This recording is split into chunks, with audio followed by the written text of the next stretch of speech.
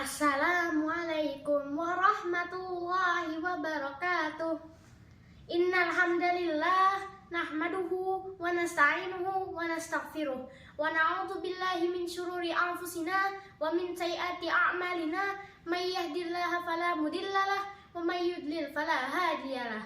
Asyhadu an la ilaha illallah wahdahu la syarikalah wa asyhadu anna Muhammadan abduhu wa rasuluh wa ala alihi wa ashabihi ajmain, amma ba'du. Saudara-saudara yang dirahmati Allah Subhanahu wa taala, hari ini saya akan membawakan kultum dengan judul doa. Pertama, saya akan bertanya kepada Anda, apa yang Anda pikirkan ketika Anda mendengar kata doa? Mungkin kalian berpikir tentang harapan kalian, keinginan kalian, cita-cita kalian. Memang benar, tapi pengertian yang lebih mendalami doa adalah harapan atau keinginan seseorang yang diminta kepada Allah. Nah, kita pernah nggak sih doa, tapi doanya nggak langsung dijawab gitu? Kita doa biar kita dapat mobil bagus, tapi kenapa 1 tahun belum dapat mobil, 2 tahun belum dapat mobil? Pernah kepikiran nggak? Nah, pasti kita pernah kepikiran kayak gitu kan? Nah, kita itu tidak pernah tahu bahwa sebenarnya Allah Subhanahu wa taala itu selalu mengabulkan doa kita. Itu adalah janjinya, ada juga di dalam Al-Qur'an. Nah, doa itu dibagi 3, teman-teman. Yang pertama, dikabulkan secara langsung. Kayak misal kita minta agar kita sembuh, tiba-tiba kita langsung sembuh. Nah, yang kedua, Allah ganti kita dengan kesehatan dan dihindari dari kecelakaan. Dan yang ketiga, Allah balas di akhirat.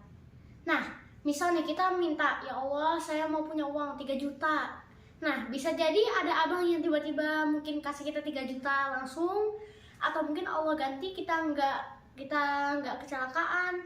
Dan kita terus sehat, jadi uangnya tetap hemat. Dan akhirnya kekumpul dari 3 juta. Nah, pernah tuh ada kisahnya.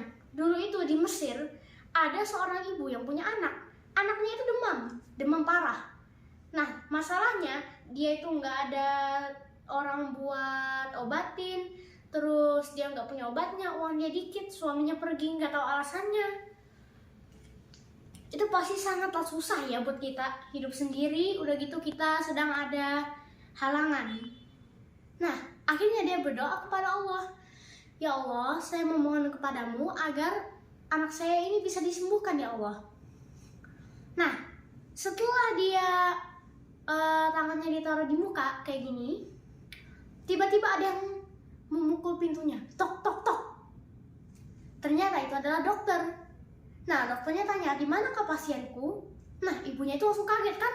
Lah, perasaan saya nggak pernah itu punya alat buat nelpon dokter. Lah, kok dokternya bisa datang? Nah, dokternya terus minta, mana pasiennya gitu. Nah, lalu ibunya menunjukkan pasiennya, yaitu anaknya. Nah, setelah dikasih obat dan dijelasin tuh uangnya itu harganya berapa. Nah, akhirnya ibunya itu menjelaskan kalau dia itu nggak ada uang. Dokternya ini awalnya kesel, kecewa. Nah, akhirnya ibunya jelasin kalau dia sebenarnya nggak pernah nelpon dokter.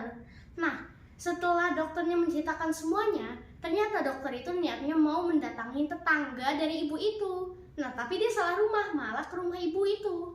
Nah, akhirnya dia sadar Allah lah yang telah membawanya ke rumah ibu itu untuk menyembuhkan anaknya yang sakit.